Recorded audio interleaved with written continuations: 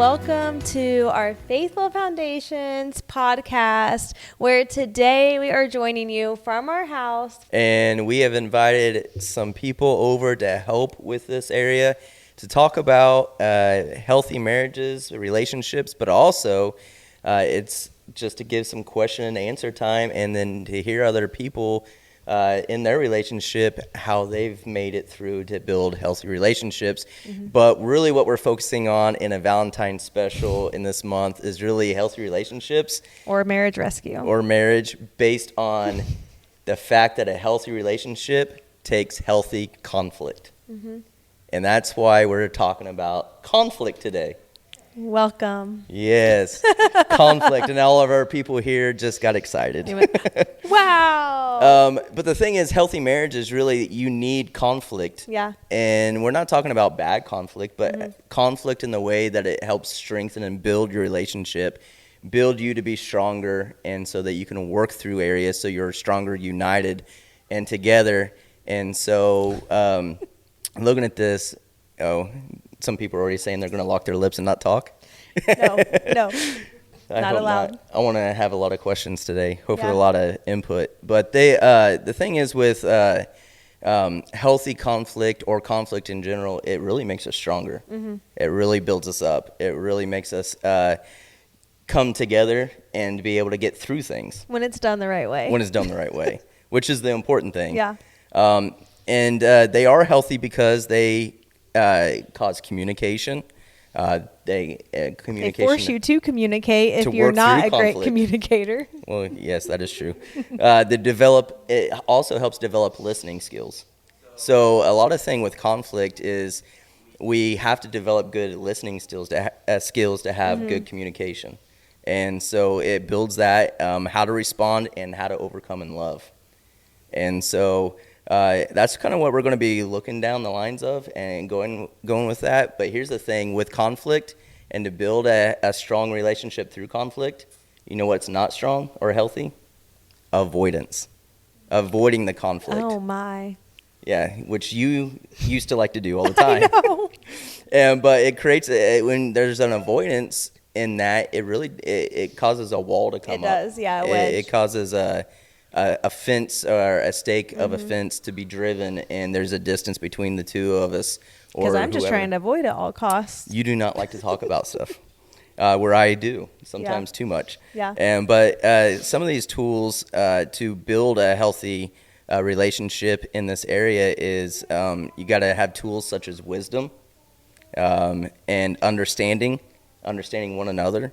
Obviously love, knowledge, and the big one, patience. Patience, Sam. Yeah, I know, that's my hardest one. So the goal in the middle of a conflict should never be to win the conflict. Yeah. And I think a lot of times we can get that misconstrued, because in our minds we want to win the fight. We want to win the battle. We want to have the last word. Especially when you're so competitive like we are. Yes. And you walk out and you feel like if you have the last word, you win. Mm-hmm. But not necessarily, because a lot of times if you have the last word, you probably cause the most damage also. So the goal in the middle of the conflict, it should never be to win the conflict. You may walk away with victory, but at what expense? Yeah. That's good. And so we have some people around. Who would like to talk about, maybe for a second, just about a conflict where you've had in your life with your spouse or in your relationship that you learned something big from, as far as that goes, either from a negative side point or from the other side point, where you stepped back and you said, you know what, I don't care to win this conflict, and it taught you something out of that, or you went to the point of, I have to win this conflict, I have to win this argument, this battle, and what happened at the end of that? We got a question. Okay, my question is this an intervention? Did Chad reach out for help? Because this sounds a lot like what we went through. No, this so happens maybe the Lord was in your kitchen earlier. I don't know. No, I don't. I can't think of any specific instances. I do know that like some of the greatest advice we got when we got married was you can be right or be happy, and you can't always be both. Yeah. And there's a lot of times we just choose to disagree or. Yeah, and one of the things which if you've been at a wedding that I do as far as ministering, one of the things I say and was said to us at our wedding was never to go to bed mad at each other, and solve that conflict so you don't go and wake up the next morning or still in the conflict, still in the middle of that. Because what I have found, I can't go to sleep if we've had that, and then she goes right to sleep. She goes sound asleep because she doesn't like conflict anyway. She's like it's over, yes, whatever. Just put me to sleep, baby. But I'll shake her and be like, we got to talk about this because I got to be able to resolve the conflict and be able to get past it. And to me, it's not about winning; it's about resolving it. And I think that's helped us a long way through our marriage because we haven't had a drag out, beat down type of argument or conflict, but we've had. You probably wanted to beat me down a lot of times in the beginning. Well, I wouldn't say that. You can get me in trouble and call the cops on me or something. But we've been able to have healthy conflict and be able to talk about it and get it resolved. And it's really helped us through our marriage and through our relationship to build and grow stronger with it. So the goal in a conflict should always be unity and repair. So it should never be about winning or winning at all costs because you'll walk away and cause more damage. But it should be about unity and repairing the situation or the conflict.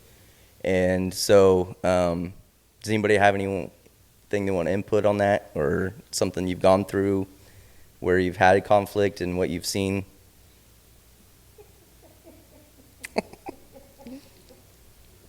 I really don't want to share a bunch of stories about our marriage, but I remember something happened real early on when we lived in Ladoga. There was some kind of bill. I don't know if they shut our electricity off or not. We've never been wealthy, but I remember that my mom and dad, or my dad always told me you'd fight about two things in marriage, money and sex. And one of the two you'll never have enough of. There was a bill that didn't get paid, and my mom and dad always seemed to have a rough around the money part, where to go, what are we doing with it. There's a bill that didn't get paid, and I think I didn't react bad about it at all.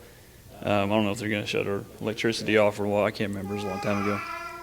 And I think I had something out on the grill, and I just went outside and sat on the stoop in front of the house and just all calm. And Tara came out, madder than snot. She was super mad at me for not getting mad at her. It was a very, very confusing time. I was like, what is happening?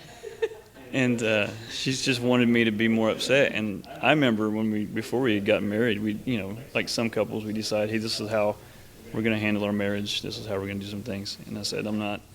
No, so I remember she was upset. I didn't get mad. And I just remember determining before we were married that I would not fight about the same stuff that my mom and dad fought about. I mean, we had Christ in our relationship, and my mom and dad never really did. So anyways, those are the things that I wouldn't fight about. I'm determined to make it that way. And our marriage has never really been about, for our whole lives, we've always heard people give us marital advice. They don't ever go to bed mad, but we do. I feel like it's like almost like a deep breath, because sometimes when you have conflict in marriage, the intent matters, right? So you have to intend to resolve it, and sometimes you're sarcastic, sometimes you're bitter, sometimes you just don't have the same goals or whatever. You want to be right, not resolve it. Sometimes going to bed and waking up is just a deep breath. What's our intentions here? And then you wake up and you're like, oh wow, this is silly. And you just make things right in the morning. So yeah, I'll say on that too, with everyone's marriage, you have to make it what works for you in that area. So some people like me, I can't go to bed mad or upset. Yeah. But if that's what works best for you, then you need to do that. And I think a lot of people, they get advice and then they just run with that advice rather than seeing what works for them. And I remember talking about along these lines the other day is the fact the blueprints of our lives.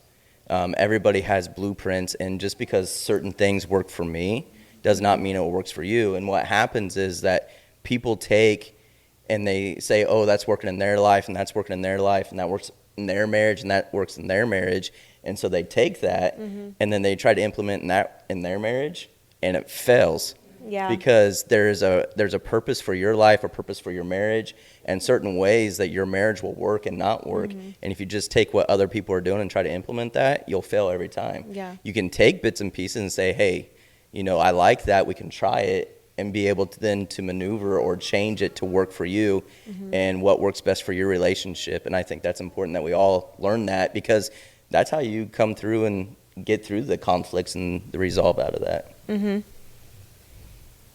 I was just going to say, like, putting a pin in it sometimes isn't a terrible thing, that, like, we can be in the middle of a big fight, and as long as we go to bed knowing that, like, we still love one another and that we do want to get to a resolution, sometimes taking a break from the fight is, like, what's important, because you have to come up for, like, a breath of fresh air. And I can reevaluate a lot. Like, I'm like you. I like to fix things, and I don't want to go to bed mad, but at the same time, if I'm still in the middle of this argument and we're not getting anywhere, it's like, okay, we fought about it as much as we possibly can. Like, we need to go to bed and pray about it and let the Lord do his work in a quiet place. So that's what works for us. Sometimes it's 1 o'clock in the morning.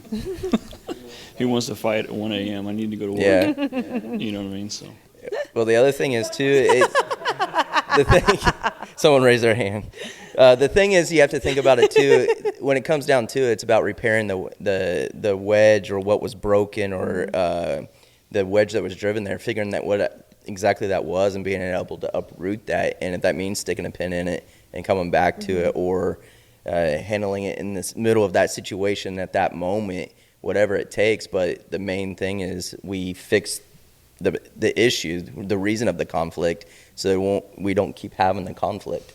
And that's what a lot of people don't do, is they never fix the core issue of the conflict, and then they go in this circular motion of just conflict after conflict, and a lot of times about the same thing, and you never get anywhere in that area. And so I saw, Allie, you were laughing a lot. I feel like you want to share something. The thing about me, which can be good or bad, is that I will stay up all night until the conflict is resolved. Like, I will be like the one to be sure, like, we're good, we're on the same page before I can even like think about resting, because it's just like my marriage is such a priority that like I cannot rest until like things are good between us. So I guess that's just a little bit of a difference. She's a 1 a.m. fighter. Yeah. So are you saying it's not a priority for Cole? No, I'm kidding. No, it is. No, it is. And Create some conflict for her. I won't let him sleep. So, No, I know he it has is a to be priority up. for Cole. Yeah, we've had conversations just at lunch and stuff like that. I know how much he cares about Allie. So otherwise, why would he have married her? The thing is with it, though, the important thing in a conflict is that not only that you get the wedges out and make sure that you close those, but close any door that you've opened for the enemy. Because really that's what happens is when you have conflict and you don't come to a resolution and fix that, whether it's the next morning or the night before or whatever, is you leave a door open and you open up a door to the enemy. And now he's come in and he has a foothold, or he's got his way into your marriage. And then what you see is the atmosphere of your home, the atmosphere of your marriage, the atmosphere around the house all changes because of a single little conflict. When you look back, really isn't that big of a deal. Yeah. It's the fact that we just never came to an area to fix the conflict, or we had to have the last word and we had to win the conflict, and we've caused more damage when it comes to it. Yeah. Chad? I just want to speak to the open door. I feel like oftentimes Lisa and I talk about, the crowd that we work with, they don't always speak well of their spouses.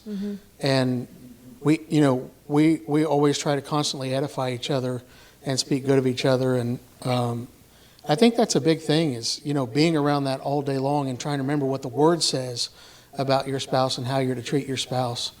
So we push really hard to practice that. Yeah, We uplifting try to them. keep those doors closed. Yeah, absolutely. And that's part of Yeah. the unity and repair, being unified in it. If you're building each other up, it's easier to stay in unity, where if you're tearing each other down, it's going to drive that wedge and that division even stronger. So again, the goal in conflict should always be unity and repair. So it's repair any wedge that was driven, close any doors that were open for the enemy, and forgive to weed out bitterness.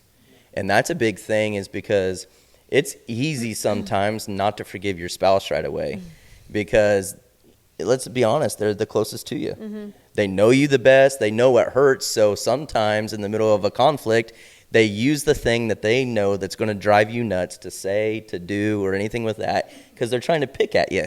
I'm going to get one on you, and I'm going to say that thing that's going to get at you. And then when that's done, again, that drives a wedge. But if there's not forgiveness, there's opens the door for bitterness. Yeah. I feel like you want to say something.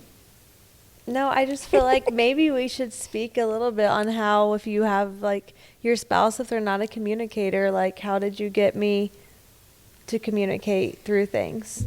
I mean, I say I refuse to fight, but I'm like, do I refuse to fight because you're always so good? I don't really have anything to fight about. It's more like bringing stuff up against me. The way, and I would ask them, maybe someone else says something here too, but the way that I found out with this is, with you on your side not wanting to necessarily fight or argue, I just explained to you, I opened up and said, hey, here's why I want to talk about it. Here's why I want to resolve it now. And here's why we need to, because it's not that I feel like we're in a bad place, but I got to be able to resolve it, because I got to know that we're all right. And for us to be strong, or for me to sleep, it's not a you thing, it's me. And so you understood it. So I had to explain it to you, so you understood where I was coming from. So in that sense, you had to be a good listener. Yeah. And what we were talking about earlier, you had to be a good listener to be able to communicate effectively back to me, to be able to resolve the conflict. Yeah. And so is there anybody else that has something else to say? Since I have the mic, I'll just say, I am not. I've always struggled with being open until I realized how much it hurt my wife. Yeah. And closing her off, like she's the last person that I want to close off, because when we put our names on those papers, it was together. It was we win together. Yeah. So it forced me to realize that she's not my enemy. We're in this for the same reasons. So that's helped me to be more open about talking about things before they come a fight. Yeah. Yeah. Yeah. Has anybody, you can pass it around too, has anybody had any certain, like, maybe communication issues in your relationship that you had to overcome? And if so, how did you overcome that communication issue also? And what was it that you guys did specifically to break down that barrier, or make that bridge, build that bridge for that communication? I don't know about that question yet, but I do think that conflict always like it helps you learn to trust your partner. So that is a huge thing. Like you're saying, you know, like the last person I want to hurt is Ryan. So like when we signed our name to the paper, like that was it. We're in it together.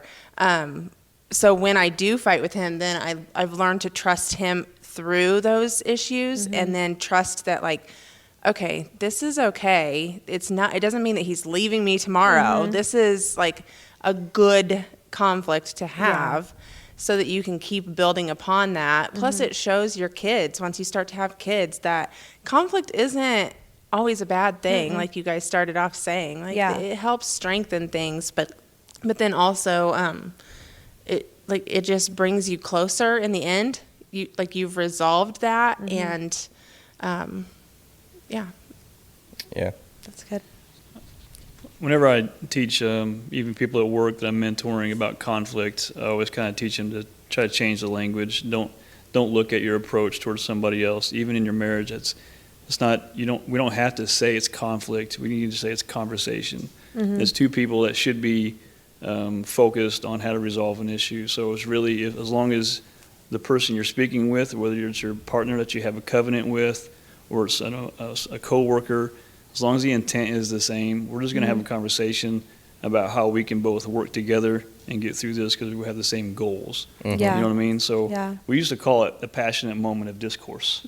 That's what we used to call it. But that's kind of long. It's hard to remember. Moment of discourse. I love that. And so it's very passionate about our opinions, same goals, same everything. So we're just going to have a conversation and try to work our way through it. And as long as we're not selfish, you know, as long as we're not intentionally bitter towards each other and sarcastic, because that's part of our nature here.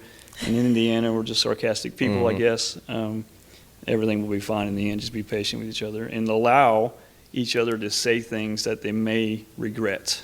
Because in those moments, you're going to say things like, probably shouldn't have said that. You may not catch it when you say it. I may not catch it when I say it.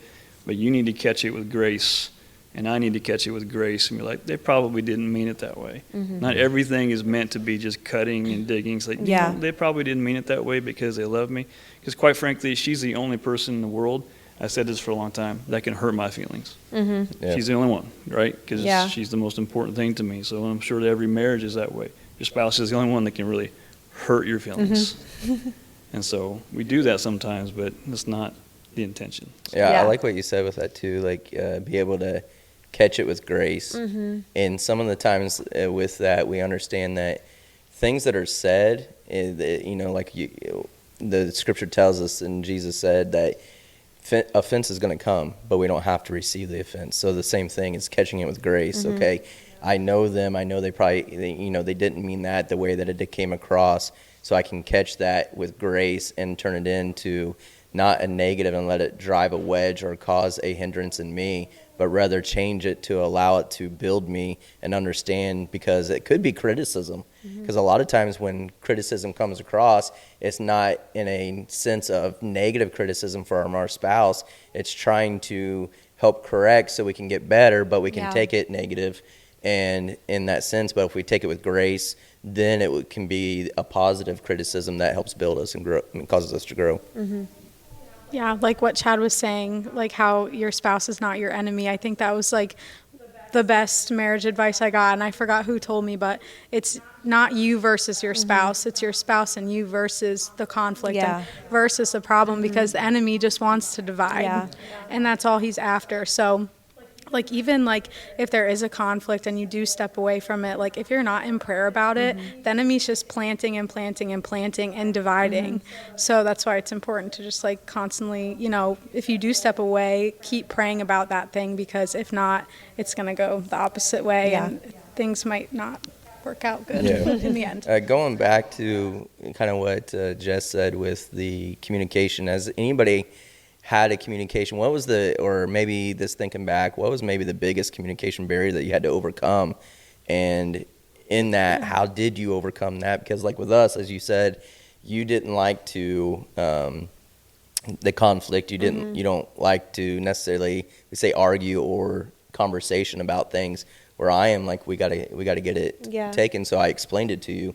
So with that said, you know, is there a certain communication style or something you guys had to overcome that was a barrier for you in your marriage or starting off? That how did you overcome that? So in our marriage, I am the, I don't know, what do you call it? External communicator. So I just talk until the solution comes. And Chad will not talk for days. So He gives you the silence treatment? He gives you the silence treatment? No, it's not the silent treatment. It's just when he goes inside himself. Gotcha. And I come outside myself, and I'll just talk until like 90% of what I say makes no sense until I get to the end, and I'm like, oh, that makes sense. But what comes with that too, I say all the time, like, I'm so thankful that it's these roles, because if I had to be on the listening end of me, I don't think I would like it much. Yeah. But no, it really is like a big thing to overcome. Like Chad said earlier, like he has a way of going inside himself and shutting everything down, but that shuts everyone out too. So he's had to learn to like come out in those times, and I've had to learn to like, okay, just sit and listen to me for a minute, you know. And that's just been good for us, just doing what each other needs in the moment, I guess. Yeah, Yeah. I think Giving each other the safe space. Yeah, I think that's a good segue into this next portion of the fact I said it already. Don't avoid conflict, but become better at handling conflict within your marriage. And so I have just a few points for us, and those, you know, watching for us all to become better at handling conflict, and how do we do that, and how do we get better at that. And what you said was, I think you've learned in this with what you've learned, okay, I do this in this situation, Lisa. And so the number one, I had wait to communicate. Because sometimes we communicate right off the bat out of our feelings, out of our emotions. And when we do that, we're more likely to really cause a hindrance and drive a bigger wedge in the middle of the situation, instead of sticking a pin in it and coming back to it and waiting to communicate until those feelings kind of go away, until we calm down, until we're able to really analyze the situation and say, okay, looking back at it again with grace and saying, they probably didn't mean it this way, even though in the moment, if I would have said something, it wouldn't have been good. And it would have caused more issues, because I would have said something that they would have retaliated with and said something back, and it would have just caused a bigger conflict than really what it was. So number one, we need to wait to communicate, so you don't communicate out of emotions, hurt feelings, or frustration. That's good. Anybody experienced that before? I know I have. I do that almost even, and that doesn't just go for marriages. That for goes in kids, relationships. parenting, That goes yeah. in management. That goes with your kids. Yeah. I have to do that a lot with our kids. I'm going to step away and I'm going to revisit this, because if not, I'm going to say something out of my emotions that then I'm going to regret. Yeah. And feel bad about, because I don't want them to see me that way. And if I don't step away, then I'm going to just hurt their heart, but not only that, grieve my own. Yeah. That's good. So obviously you step away, come back to the issue. So you both, not only that, you both step back into it with clarity and understanding. So that pause to wait not only helps you, it helps your spouse or the other person on the other side of the conflict. It helps you both, because now you both can step away, and it may be, okay, they didn't really mean it this way. Then the other person can be, I shouldn't have said that. Yeah. And you really begin to think about that. Okay, so that pause, that sticking a pin in it, really kind of lets you both kind of evaluate the situation, the conflict, what was said, what wasn't said, how you should have said it. And, one of the things that I tend to do in my own mind after we have a little bit of a conflict, of a time of growth, we'll call it, in our relationship, is I step back and say, okay, how could I have handled that better? What could I have said different? How could I have approached this different? What may I have done differently that would have caused a different or quicker outcome Yeah. to it, than rather than taking as long as it did? Yeah. I think one super important point, though, to make is you can't put a pin in it and never come back to it. Yes. Because I hear so many relationships where they're like, well, we just kind of moved on, and then it will come up in our next, argument or conflict, like everything, because they don't ever actually come back to it when they do put a pin in it. Yeah, all you're doing is when you put a pin in it but don't come back to it, you're really watering seed that doesn't need to be produced. Yeah. And that will produce a harvest, regardless of the fact you can water good seed or you can water bad seed, and you're going to get a good product out of it or a bad produce out of it. And so if you look at that, if you're watering the bad things or watering the wrong things, you're going to produce the wrong kind of harvest in your life and in your marriage and in your relationships and in your kids. And so if you're not willing to have conflict and come back to it, if you do put a pin in it, you're going to have the continuous problem. And we've counseled people that it's like every time we sit down and talk to them, I feel like we're just in repeat. I'm like, we should just hit record on the last one and just play it, and it would save us a lot of time. Yeah. So set an intentional time. Yes. Say, all right, we're going to sleep on it tonight, and in the morning have some coffee and talk about it. Or we're going to give a few days, and we're going to go on a date on this day of the week, and we're going to sit down and talk about it then. Like, make sure you have a date. And when you do that, though, I think it's important saying, okay, I'm going to give you time to speak, and I'm going to listen. Yeah. And then when I'm done and there's no interruptions, then you're going to have your time to speak, and I'm going to listen. I'm not going to interrupt you. So that way, again, it's healthy conflict, but you're coming to it in unity to get that resolved. Yeah. And that brings us into point number 2 is choosing unity. choosing each other, as Chad said earlier. You choosing, and Allie said, you choose each other. It's not you versus your spouse. It's you together versus the conflict versus the situation. So you must choose unity and connection over being right.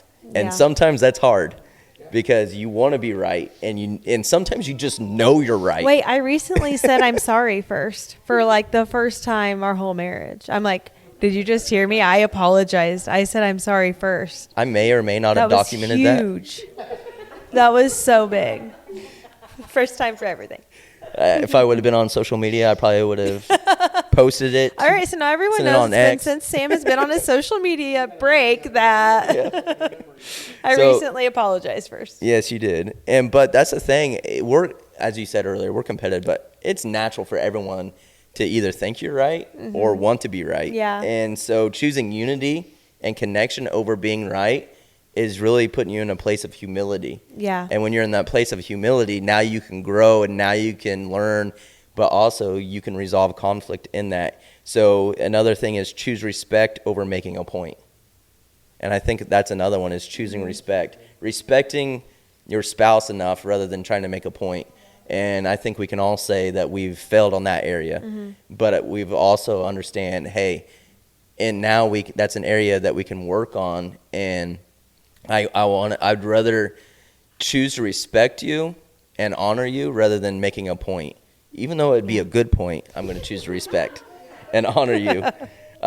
Choosing safety for your spouse over proving her point. In other words, I'm going to choose not to hurt their heart, to hurt their self-esteem, to hurt their character and their value over making a point. And again, with just us doing some marital counseling and things like that, that's a big one because I think people lose sight of that they need to protect their spouse's heart, Yeah. especially men. Yeah. You need to protect your spouse's heart, and that means there's some things I'm just not going to say. There's some things that I'm choosing not to say because I'm choosing to protect you, protect your heart, rather than saying something I shouldn't. Now I want to know what it is. Oh, I'm not saying it's me.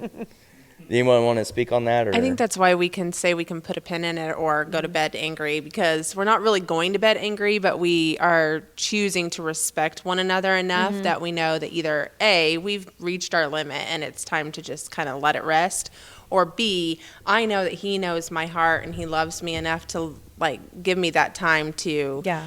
just be angry about it and kind of stew in my wallow a little bit. And then after a little bit, I can see that like, oh, I am wrong here. And like, I see his point. And usually the next morning, like we're texting, or even if we have to rush off to work that next morning, like we can send a quick text and it's just like a, hey, I love you kind of thing. And everything just kind of seems to dissipate. So Yeah.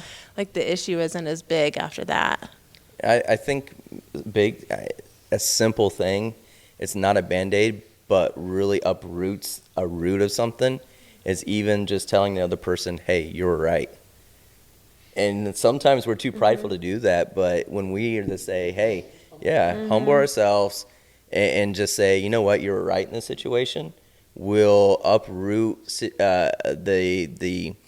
the conflict, the root of the conflict, uproot the problem, and help that heal a lot faster. And it's not Yeah. a Band-Aid. Yeah. And because a lot of people try to put Band-Aids on things rather than really healing over them. Just two things. I think putting pressure on individuals to say I'm sorry is like you shouldn't put that pressure on because you shouldn't be apologetic for having those conversations because it's going to happen. I Yeah. mean, if you desire a long, healthy marriage, you're not always going to agree. It's not always going to go like you planned. Yeah. So expecting someone to say I'm sorry should not be an expectation, especially for people looking to get married. You know what I'm saying? Hey, you were right. That's the same thing as kind of an apology, if you want to call it that. The second thing is there are messages you can give your spouse through like physical touch that will make them feel secure that everything's going to be okay. If we go to bed mad at each other and she just rolls over and puts her head on my shoulder, or we're in the kitchen or whatever, and I'm mad because the kids didn't do dishes when I got home from work or whatever, and I'm, tossing them around trying to give subtle hints. Hey, I'm doing dishes now. Why don't you come in? Maybe she comes in and just gives me a hug, something like that, right? Or just kind of rubs her hand down my back and everything's going to be okay. there's those types of messages you can give your spouses as well. Yeah. That are not verbal. Yeah, it's communication, and that's where communicating well isn't always a verbal communication. It's understanding the situation and be able in that middle of that situation to understand how the other person's feeling and to be able to help resolve that conflict in the middle of it. And so that's not always a verbal communication. It can be as simple as you said, touch, a hug, just a look even. And something you said earlier too, Tara, what you said was in the middle of a conflict or anything with that, you know that it builds trust in there too, because you know the love that you have for one another, and that through conflicts you can come together, so it builds trust. Well, build a long-term trust in that. In choosing unity, you build a long-term trust rather than over a short-term told you so. Yeah. And I'll tell you that those are quick, told you so are a quick line to a divorce. Yes, and it will lead to greater problems, greater conflicts, and so, but a long-term trust, because you're able to get through that, is going to build for a strong marriage through it. Number 3 is you are in this together, you are not in competition. And we said that kind of already, and that's number 3. You're not in competition. You're in it together, so you're against the conflict together, not against each other. So don't keep score on who's right. That's one of the things that drives me nuts, especially in early marriages. And for those that aren't married yet, you need to learn this, even in your relationship. Don't keep score of, well, I was right last time, or see, I told you, whatever it may be. Lose sight of who was right and who was wrong, because that doesn't matter in the long run, because you're handling a conflict right now that needs to be resolved, and who cares who was right or wrong last time, because the shoe will be on the other foot before you know it. Yeah. And don't keep score over like, oh, we've fought about this before, here we go again. Like, I was right last time, let's see if they remember. Like, it's a growing moment for everyone every time. So whether you fought about it before or not, like you take what you learned, but then you also accept the humility of like, this could be a me thing, and that's why we're fighting about it again, even though we've resolved it. Yeah.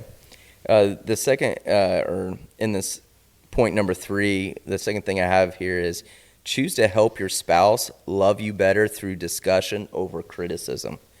So, if you want to be able to communicate better and have them listen to you better, or also become better communicators, help them love you better by communicating what works for you, rather than just criticizing, you never do this, you never do that, you never listen. Well, help them understand, for me, this, if you would do this helps me, because this is my, whether it be love language or how I receive, rather than this the criticism, because criticism will tear you down, but if you communicate well, it can build you up. Yeah. That reminds me of like the unrealistic expectations. Like if you never tell your spouse what you're expecting in an area, but then to yourself you're getting so angry about it because you have that expectation in your head, but you've never actually communicated it to your spouse. So you're already having conflict within yourself towards them when you've never actually came out and said like, hey, Jessica, unpack your bag when we first get home from a trip. Because I'll stub my toe on it in the bathroom I finally unpacked from Mississippi this week. after I stub my toe on it. Yep, true. But here's the thing with it too, that go along with what you said, is don't make your spouse guess how to love you. And because when you don't communicate, that's basically what they're doing. And then it causes that internal conflict of what you're already going through, because you think they don't love you well, but you haven't communicated how to love you well. Yeah, what you're needing. And so if you communicate that, you won't have the internal conflict going on, but they're not also guessing on what is going to take place or how to handle the situation, make the situation better, or how to love you. Yeah. Listen without preparing a rebuttal, and speak to be understood and not heard, I think is a big thing too. In other words, I'm going to speak, and I'm not speaking just to be heard. And when the other person, I think that's the biggest problem when it comes to communication, is some people speak and they're already preparing a rebuttal in their head. They're not even hearing what the other person, they're truly not communicating. They're listening, but they're not hearing what the other person is saying. Yeah. And that will cause conflict in itself. So don't go just preparing a rebuttal while the other person's speaking. What am I going to come back with at this? Yeah, listen to them so that you can Yeah. communicate well, and you're not just going and you're not just validate them. You're not just hearing them, you're understanding them. Yeah. And I think that's a big thing. Rebecca, you have anything to say? I think you do. You pass that mic over to her. Not to put her on the spot, but put her on the spot. I want to hear, because I'm sure there was a little bit of area between you and John Andrew that you guys had to overcome in communication. You were quiet. And here's the thing, in every relationship, you're going to have a dominant Yeah.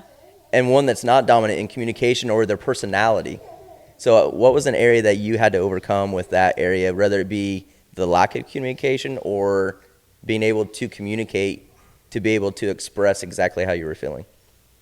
Well, I like go inward a lot. So if we're having an argument and like he's coming at me with a lot of things, like I'm a slow processor too, so I can just like shut down. And then I like to defend myself a lot. Like during an argument, I have to remember that we are on the same side and he isn't trying to hurt me. Yeah. So, but if he says something like I want to defend myself, to protect myself, so I will try to like cut him off and like interrupt to like so I have to remember to not do that. Yeah, I'm glad you said that, because the other thing I had in here is don't get defensive. Yeah. Invite understanding.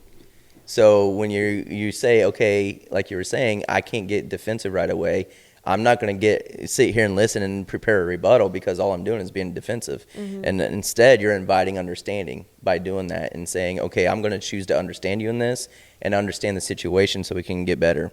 The last thing is, and the last thing that we'll close with is protect your peace by choosing humility in the situation over pride. So there's a peace that you have in your relationship. And the easiest way to break that peace and to bring frustration, worry, concern, or even open the door for fear in your marriage is by choosing pride over humility. The easiest way to allow peace to rule in your house is being a household or a person or having a marriage that is filled with humility. Being humble towards one another, being humble towards others, being humble towards even your kids, but understanding you can do that. And I think that's a thing we got to understand too. You can walk in humility and be humble, but still lead and correct. And for them to understand that I'm not doing this just to do it. Yeah. I'm doing it because you need to understand, but being humble in that situation of you're not doing that out of a prideful thing, but because I'm your father, you're going to listen to me, or I'm the mother, so you're going to listen to me. No, you're doing it out of a place of humility, saying this is because Scripture, and I want you to grow up to be strong in the things of the Lord. Yeah. And walking in humility in that. And so you're resolving situations. You're not looking to winning situations by walking in humility. So good. I love it. You have any I things don't. to work- I'm not prepared. I'm you are sorry. not. This was a special edition, and there's no things at the end of it. Any questions or comments to close out that you guys anybody have or want to leave with? Cole, you want to say anything? Brayson, Kenna. No questions. No comments. I just want to say, like, it's so good for children to see their mother and father have healthy conflict. Just adding on to what Tara said, because it also teaches them how to have healthy conflict and how their mother and father should treat them, or their spouse should treat them when they get older. Yeah. Because I think so many times adults fight, and children grow up in fear, and then that causes issues in their relationships down the road. So Yeah. I think it's good for kids to see that. Good. They Pass it around. they can learn how to love well in the middle of conflict.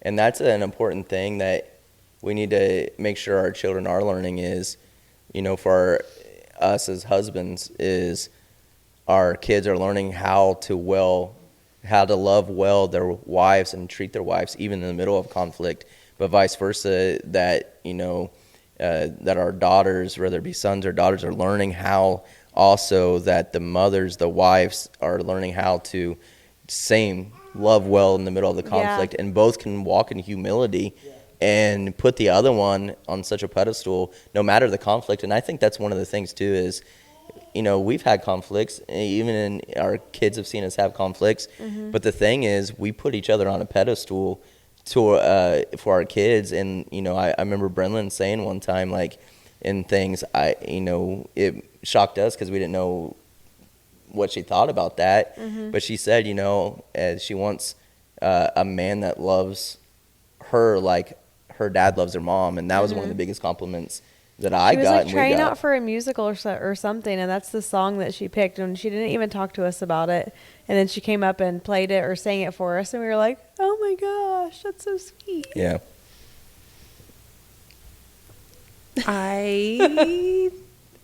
You were saying something about like submitting, or I think that was the hardest part for me when we first got married, was to learn to like understand what the Bible means to submit as a wife to my husband. So even in a conflict, like there may be times that I don't think Ryan's right at the end, but in the end of it, to kind of resolve it, like he is my authority figure in that. Like he is a godly man who leads our home. And so ultimately, if he has that feeling so strongly, and that's something silly that we're fighting over, then I have to learn to like quiet myself sometimes, or like Rebecca was saying, like sometimes bring myself back in, because like out of respect for him and his leadership as what God's put in our home.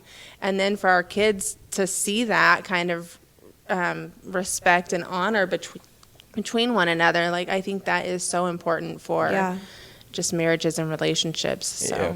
I'll say this as we close out. One of the things But wait, I have something too. Okay. Go ahead.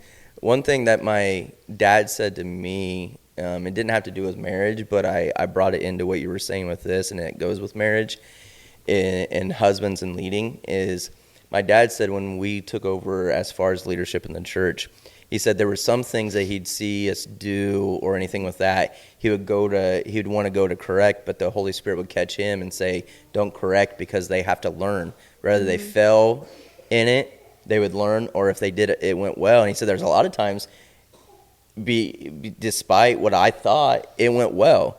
He said, but I understood too, if I would have corrected you before, you would have never learned, hey, that doesn't work. And I think that goes the same in that scenario with what you were saying is, submitting to your husband and submitting to Ryan to make the choice. It could go right, but if it does fail, that gives him an opportunity to learn also in that moment. Yeah. And really, as a wife, you've given your husband the opportunity to lead, but also to grow and to learn, hey, this doesn't work or this will work. And to be able, not only that, as obviously we are being Christian, spirit-led, it allows us to say, to understand, to be spirit-led, to listen to that voice, and what that voice is difference between our head and the Spirit of God to be able to be led. That's good. Okay, so I came up with challenges.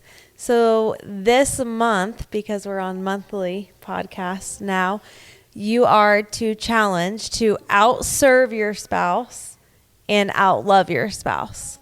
Isn't that good? That is a good I challenge. know. That's why I was like, I have something too. Well, good.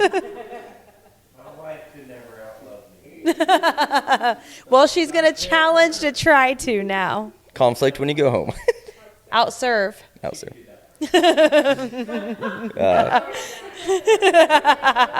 They go together. Yes, Allie, good. They go together. Yes, that was good. yeah. Well, thanks for joining us for the month of February Faithful Foundation podcast. Thank you for joining us in this room. Thank you guys so much and for coming and being a part of it, and just taking out time to sit in and give your point of view. Really, I feel like was very fruitful in it, and that we can all take away from it to understand that conflict isn't bad. It can be healthy, and it's needed for us to grow strong marriages.